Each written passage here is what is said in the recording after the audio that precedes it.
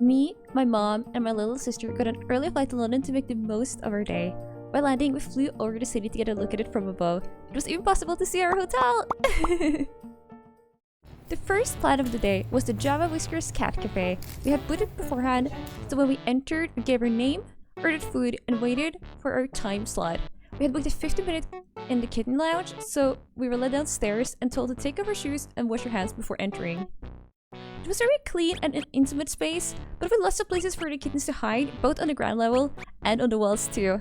It was really fun trying to spot all of the kittens just lazing around. They had food and a water fountain, and a separate space only accessible to the kittens to go toilet. There were lots of toys available, and the kittens seemed happy, and they were very playful. Look at them! Breaking my heart! To enter the kitten lounge, you must be over 10 years old, and they make you sign a waiver confirming this and tells you not to pick up the kittens.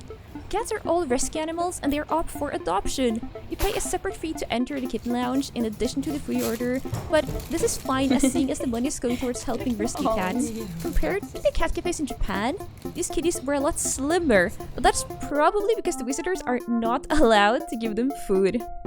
So I ordered a matcha latte and a gluten-free melted cheese sandwich that also came with chips to my surprise. It was actually pretty decent. I got full. I also got accompanied by this really cute kitten who seemed very hungry. I had to take a little break.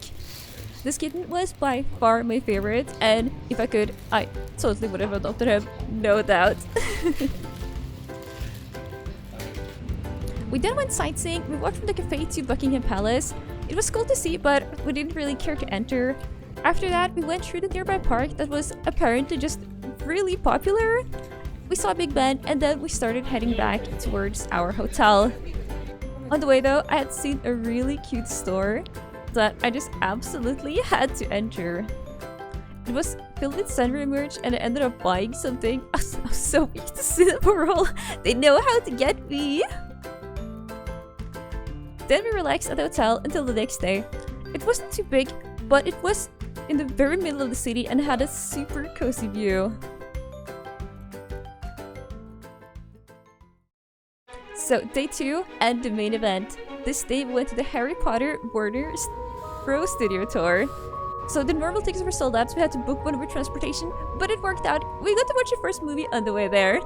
So while we were there, we had to wait a little bit before we could enter on our time ticket, so we went to the gift shop first. It was also a special Prisoner of Azkaban expedition on.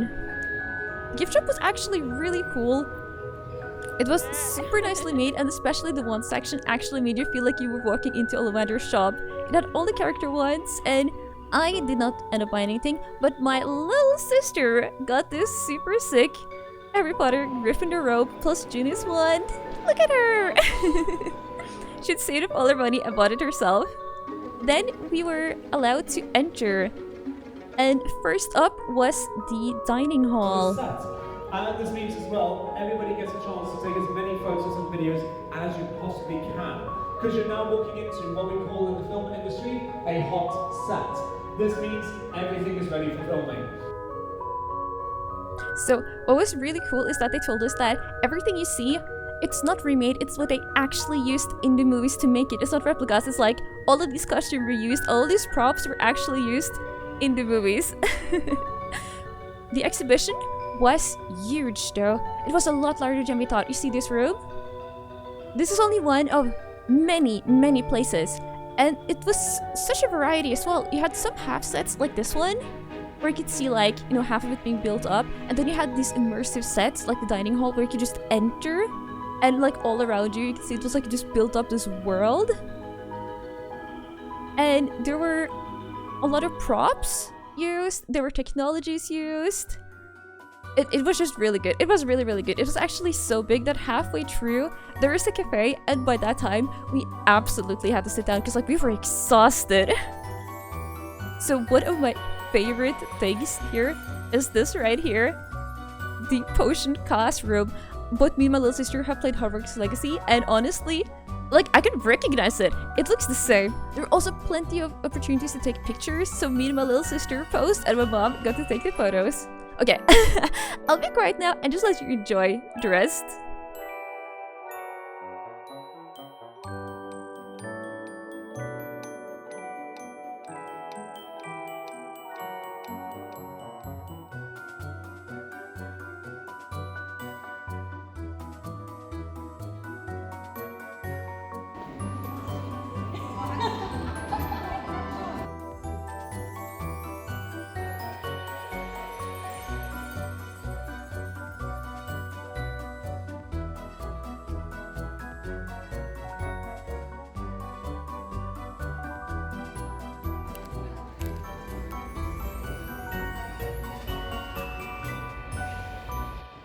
So our last day started out with afternoon tea. That was kind of more like morning tea. At the Wands and Wizard Exploratorium. It was in an old house and was nicely decorated in what can only be described as very much the spirit of Harry Potter. So we got a chest that we needed to unlock with a special code and a wand. And inside the chest were a lot of teas that we could brew and like grind up with this mortar. We also got food. It was a pretty good selection of food. The gluten-free menu was actually really tasty. Here my sister is using the summoning spell to get more water. We were also told to brew potions as part of the experience, and this one we got to taste in the end. The ingredients used were things such as troll toenails and fairy tears of laughter.